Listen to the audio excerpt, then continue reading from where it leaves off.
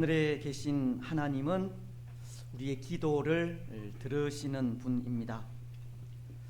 하늘에 계신 하나님은 우리 아버지로서 우리의 작은 신음까지도 귀 기울여 응답하시는 참 좋으신 분입니다. 오늘 우리는 하늘에 계시는 우리 하나님 아버지 앞에 모든 염려, 근심, 걱정 내려놓고 믿음으로 기도하며 나아가야 합니다. 이것이 지난 주일 우리가 생각한 이 말씀의 내용인데요. 오늘 우리가 이 사실을 기억하는 일이 얼마나 중요한 일인지 모릅니다. 왜냐하면 때로 우리 아이들이 필요한 것이 있을 때마다 아버지를 찾아 도움을 구하며 나아가듯 우리도 하나님 아버지 앞에 그렇게 해야 하기 때문입니다. 오늘 찬양의 그 가사처럼 낙심되고 실망할 때, 우리 뜻대로 되지 않을 때 주의 이름을 부르고 아버지이신 하나님 앞에 나아가 은혜를 구해야 하기 때문입니다. 오늘 우리는 하늘에 계신 하나님은 우리 아버지라는 사실을 다시 한번 마음속에 새겨 넣으시기 바랍니다. 하늘에 계신 하나님은 참 좋으신 아버지로서 그 앞에 믿음으로 서는 모든 자녀들의 기도를 응답하시되 가장 좋은 것으로 응답하신다는 사실을 잊지 마시기 바랍니다. 그래서 아버지이신 하나님 앞에 믿음으로 서서 우리 마음을 드리고 우리의 작은 신음까지도 아뢰어 응답받는 복을 누리시기를 주님의 이름으로 축복합니다. 그런데 여러분, 한 가지, 오늘 우리는 아버지이신 하나님을 생각하면서 잊지 말아야 할 것도 있는데요.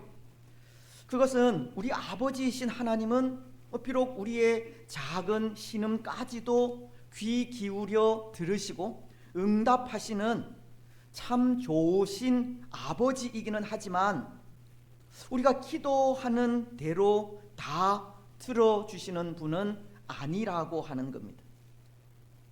때로 이렇게 말씀을 드리면 무슨 앞뒤가 맞지 않는 소리를 하느냐고 하실지 모르겠지만, 하나님은 분명 우리 기도를 듣고 응답하시는 분이기는 하지만 무작정 무조건적으로 들어주시지는 않는다는 겁니다. 때로 우리는 요한복음 15장 7절 말씀이 너희가 내 안에 거하고 내 말이 너희 안에 거하면 무엇이든지 원하는 대로 구하라 그리하면 이루리라 라는 말씀을 생각하면서 무엇이든지 우리가 원하는 대로 하나님께 구하기만 하면 아버지이신 하나님은 그 원하는 소원을 구하는 그대로 이루어 주시리라는 생각을 하기도 합니다. 그것이 말씀을 통한 하나님의 약속이기 때문입니다. 그렇지 않습니까?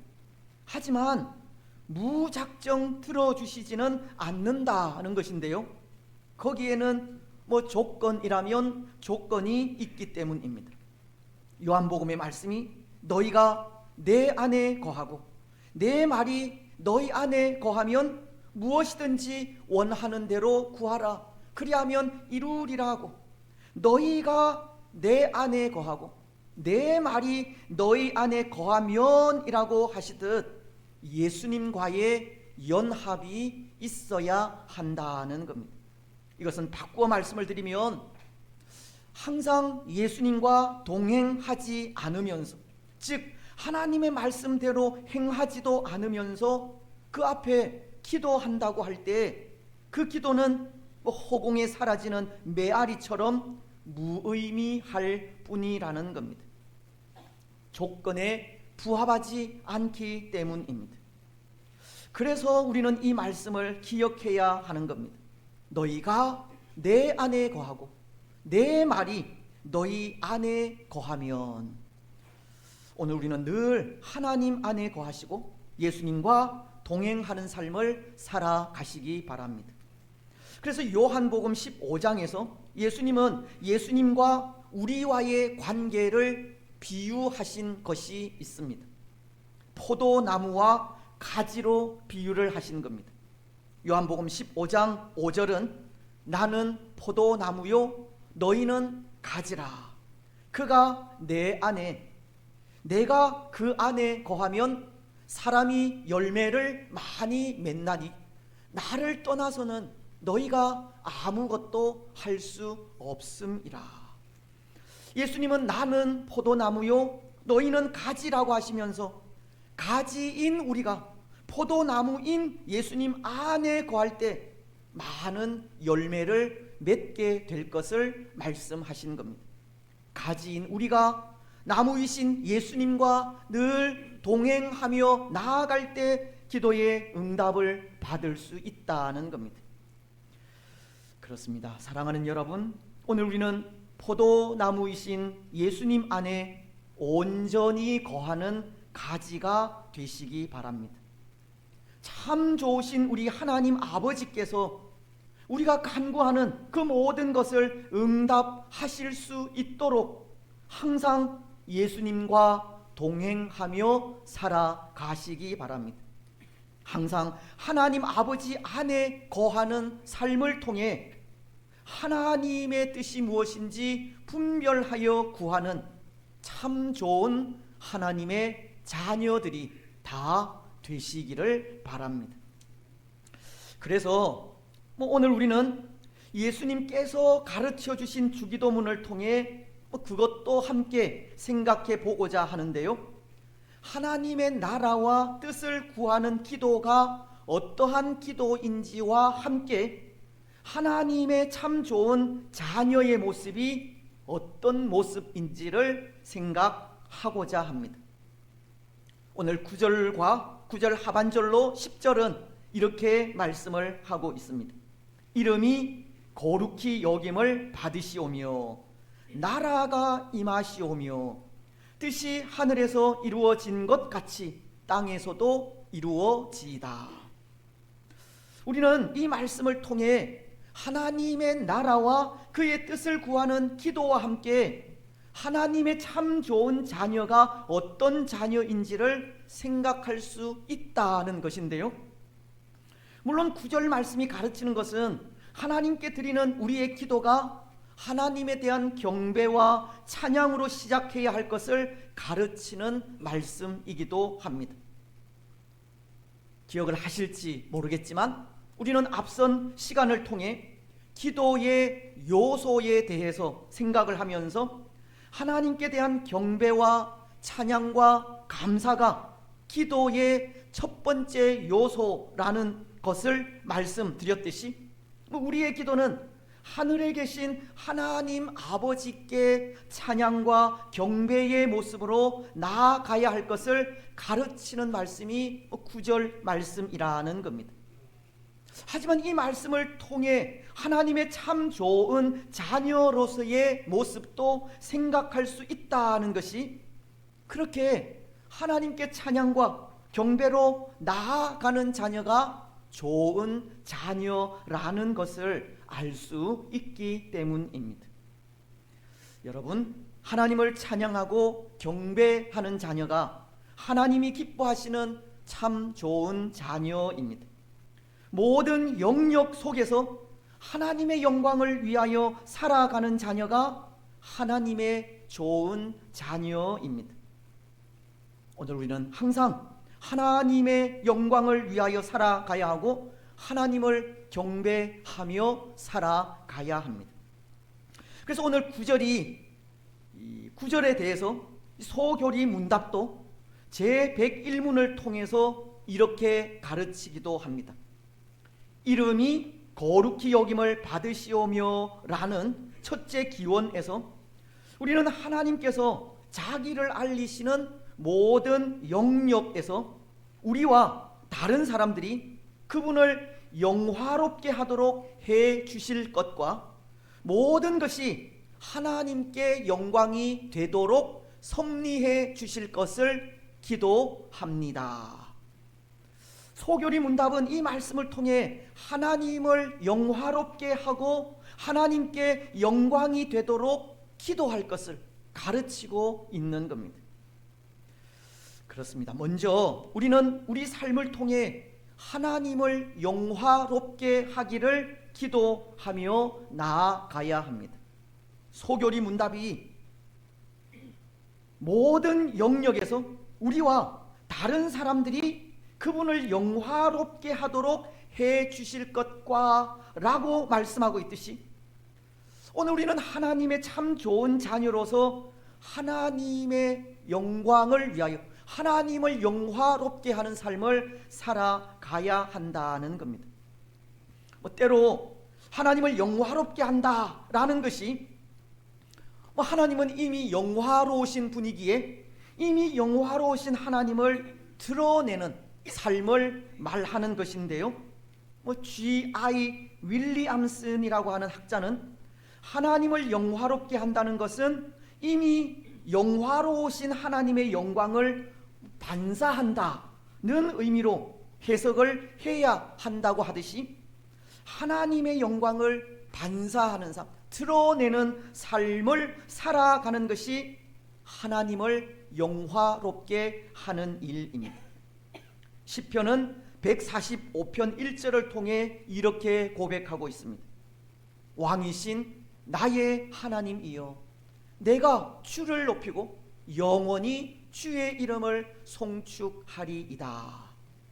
시편 기자는 영원히 하나님의 이름을 높이고 찬양하겠다는 고백을 한 것인데요, 이렇게 하나님의 이름을 높이고 찬양하고 경배하는 일이 하나님을 영화롭게 하는 일이라는 겁니다. 왜냐하면 이사야서가 43장 21절을 통해 이 백성은 내가 나를 위하여 지었나니 나를 찬송하게 하려 함이니라, 우리를 창조하신 그 이유를 분명히 밝히고 있기 때문입니다. 오늘 우리는 하나님을 찬송하기 위해 지음을 받은 존재이기에 영원 무궁토록 하나님을 송축하며 나아가야 하고, 하나님을 송축하며 나아갈 때 하나님을 영화롭게 하는 것이 되는 겁니다. 여러분, 오늘 우리는 온 마음과 힘을 다하여 하나님 아버지를 찬양하고 높이시기 바랍니다. 우리 삶의 모든 영역에서 하나님의 이름을 높이고 그의 영광을 나타내시기 바랍니다. 그것이 하나님을 거룩하게 하고 영화롭게 하는 참 좋은 자녀로서의 모습이기 때문입니다.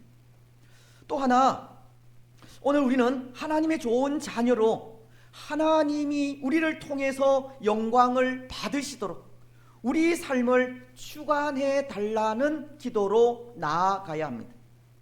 소교리 문답 101문은 뒷부분을 통해 또 이렇게 가르치고 있지 않습니까? 모든 것이 하나님께 영광이 되도록 섭리해 주실 것을 기도합니다. 아마도 이 부분은 우리에게서 하나님의 영광이 나타나도록 하나님께서 전적으로 간섭해 주시기를 기도하라는 말씀이라 생각을 하는데요, 이사야서가 64장 1절로 2절을 통해 이렇게 기도하는 것과도 같습니다. 원하건대 주는 하늘을 가르고 강림하시고 주 앞에서 산들을 진동하시기를 섭을 사르며 불이 물을 끓임 같게 하사 주의 원수들이 주의 이름을 알게 하시며 이방 나라들로 주 앞에서 떨게 하옵소서. 이 말씀은 하나님께서 하나님을 대적하는 원수들을 심판해 주시기를 바라는 내용의 말씀으로, 하나님께서 직접 앞서가셔서 적들을 물리치시고 심판하여 하나님의 영광이 나타나게 해달라고 하는 기도입니다. 사실은 그런 것 같습니다. 적들과의 영적인 싸움 속에 우리가 할 수 있는 일은 아무것도 없습니다. 오늘 우리가 받은 구원에도 우리가 한 일은 그 어떤 일도 없었습니다. 그렇지 않습니까? 오늘 우리는 우리를 죄에서 건져 구원하여 주시고 하나님의 자녀 삼으신 하나님의 은혜와 사랑을 찬양하고 경배하며 나아가지만 그 일에 우리가 한 일은 아무것도 없다는 겁니다. 하나님의 전적인 은혜였습니다. 에베소서 1장 4절로 5절이 곧 창세전에 그리스도 안에서 우리를 택하사 우리를 사랑 안에서 그 앞에 거룩하고 흠이 없게 하시려고 그 기쁘신 뜻대로 우리를 예정하사 예수 그리스도로 말미암아 자기의 아들들이 되게 하셨으니, 하나님께서 창세 전에 우리를 택하여 예정하시고 예수 그리스도 안에서 불러주신 그 은혜로 인해 우리는 하나님의 자녀가 될 수 있었다는 겁니다. 오늘 우리가 하나님의 자녀가 되기까지는 하나님의 예정과 섭리와 부르심이라고 하는 전적인 은혜의 손길에 있다는 겁니다. 그래서 우리는 그 은혜와 사랑의 찬양과 경배로 하나님께 영광을 돌리고 있는 것이지 않습니까? 마찬가지입니다. 오늘날에도 하나님께서 우리를 통하여 영광을 받으시도록 우리의 삶을 전적으로 주관해 주시기를 기도하라는 겁니다. 여전히 아무것도 할 수 없는 우리를 위해 하나님께서 직접 앞서 가셔서 우리의 모든 삶을 주관해 주시기를 기도해야 하는 겁니다. 사무엘 시대에 그러한 일이 있었습니다. 이스라엘이 블레셋과의 전쟁에서 승리하기 위해 여호와의 법궤를 전장으로 가지고 간 일입니다. 하지만 이스라엘은 전쟁에서도 패하고 법궤마저 블레셋에게 빼앗기고 말았습니다. 그리고는 블레셋이 섬기는 신인 다곤 신상 옆에 마치 거짓 신과도 똑같다는 듯이 여호와의 법궤는 놓이게 되는데요. 하지만 그 이튿날 어떤 일이 일어나게 되나요? 사무엘상 5장 3절은 이렇게 말씀하고 있습니다. 아스돗 사람들이 이튿날 일찍이 일어나 본즉 다곤이 여호와의 궤 앞에서 엎드러져 그 얼굴이 땅에 닿았는지라. 그들이 다곤을 일으켜 다시 그 자리에 세웠더니, 근데 그 일만 아니라 그 다음 날에는 다곤의 머리와 두 손목이 끊어져 있었고, 그래서 여호와의 궤를 다른 지방으로 옮겨 놓았더니 여호와의 궤가 머무는 곳마다 독종이 발생하게 되었습니다. 하나님께서 스스로 그의 영광을 나타내신 겁니다. 오늘 우리에게도 이런 일이 일어나기를 기도하며 나아가야 한다는 겁니다. 때로 거짓이 참인 양 활개치고 이미 맛을 잃은 교회는 사람들에게 발표 하나님의 영광이 가려지고 있는 이 시대에 하나님께서 직접 일하셔서 다시금 진리가 살아 역사하고 하나님의 영광이 드러날 수 있도록 하나님께서 직접 우리 삶을 주관해 주시기를 기도하며 나아가야 합니다.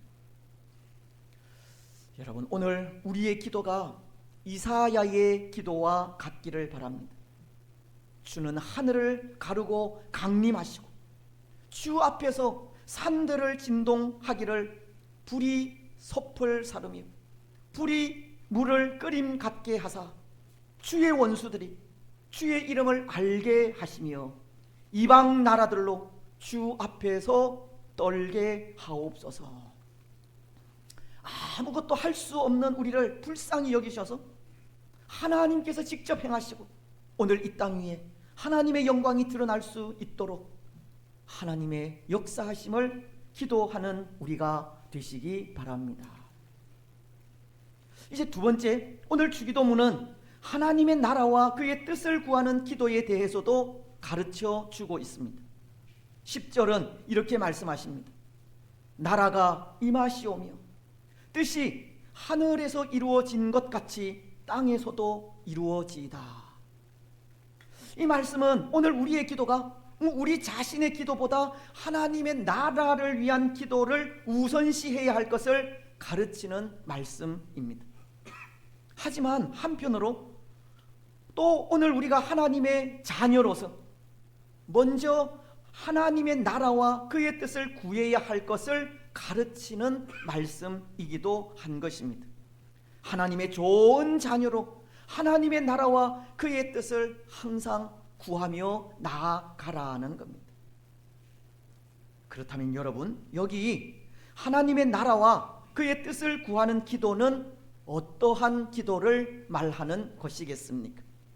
하나님의 통치, 하나님의 다스리심이 이 땅 위에 이루어지기를 바라는 기도입니다.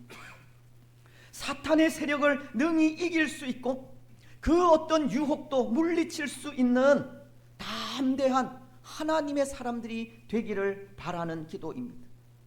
하나님의 말씀이 온전히 이루어져서 이 땅 위에 하나님의 나라가 세워지기를 바라는 기도입니다. 그래서 먼저 하나님의 나라가 임하시기를 구하는 이 기도는 때로 하나님의 나라를 공격하는 사탄 때문에 필요합니다. 오늘 이 시대는 사탄의 끊임없는 공격을 받고 있는 시대로 교회를 파괴하고 주의 성도들을 타락시키려는 사탄의 참소와 유혹이 얼마나 많은 시대인지 모릅니다. 하나님의 나라가 세워져 가는 것을 방해하는 사탄의 술수가 얼마나 심한 시대인지 모른다는 겁니다. 그래서 그것을 생각하면 우리가 사는 오늘 이 세상은 참으로 위험한 곳입니다. 한 번씩 말씀을 드리지만 아마도 이 시대는 세월이 흐르면 흐를수록 믿음의 삶을 살아가기가 더 좋아지는 것이 아니라 더 힘들어지게 될 것입니다. 그래서 나라가 임하시오며 라는 이 기도는 정말 필요한 기도인데요, 하나님의 통치가 이루어져 사탄의 세력이 발을 붙이지 못하게 해야 하기 때문입니다. 하지만 그 일은 요원한 것 같습니다. 어려울 수 있다는 겁니다. 이미 이 땅엔 교회를 핍박하는 여러 악법들이 제정되고 있기 때문입니다. 지난 주간 미국 대통령인 트럼프가 취임을 하였습니다. 때로 그는 자국 이익을 위한 정책으로 여러 나라에 반감을 사기도 하지만 그래도 긍정적으로 받아들일 수 있는 부분도 있는 것이 교회를 보호할 수 있는, 교회가 보호받을 수 있는 생태계를 만들겠다는 것 때문입니다. 그는 이제부터 미국엔 두 개의 성별, 즉 남성과 여성만이 존재한다고 하지 않았습니까? 또 성경에서 죄라고 하는 것은 불법으로 칭하게 될 것이라고 하기도 하였습니다. 그는 이전 정부에서 행한 온갖 반기독교적인 정책을 회복시킬 것을 기대하게 하는 겁니다. 오늘 이 땅에도 이러한 운동들이 일어났으면 좋겠습니다. 이런 생각을 가진 사람들이 나라를 다스리고 통치해야 합니다. 어쩌면 오늘 이 땅은 성경적인 가치관에서 많이 역행하여 돌이킬 수 없는 지경에까지 이르렀을지 모르지만 다시금 성경적인 가치관을 회복해야 합니다. 그것이 이 땅 가운데 사탄의 세력을 이기고 하나님의 나라가 임하는 모습이기 때문입니다. 또 오늘 말씀은 하나님의 뜻이 이루어지기를 바라는 기도도 하라고 하시는데요. 여기 하나님의 뜻이란 하나님의 법을 말하는 것이지 않습니까? 오늘 우리 가운데 하나님의 법대로의 삶을 살아가기를 기도해야 한다는 말씀입니다. 로마서는 12장 2절을 통해 이렇게 말씀하고 있습니다. 너희는 이 세대를 본받지 말고 오직 마음을 새롭게 함으로 변화를 받아 하나님의 선하시고 거룩하시고 온전하신 뜻이 무엇인지 분별하도록 하라. 하나님의 뜻은 이 세대를 본받지 말라 하는 겁니다. 마음을 새롭게 하고 변화를 받아 하나님의 뜻을 분별하라는 겁니다. 오늘 이 세상은 그렇지 않습니까? 온갖 불의와 부패와 불법이 끊이질 않는 세상입니다. 정의가 사라진 세상이고 공의가 말라버린 세상이며 균등하게 기회가 주어지지 않는 세상입니다. 하지만 하나님의 나라는 그렇지 않습니다. 하나님의 뜻은 그렇지 않습니다.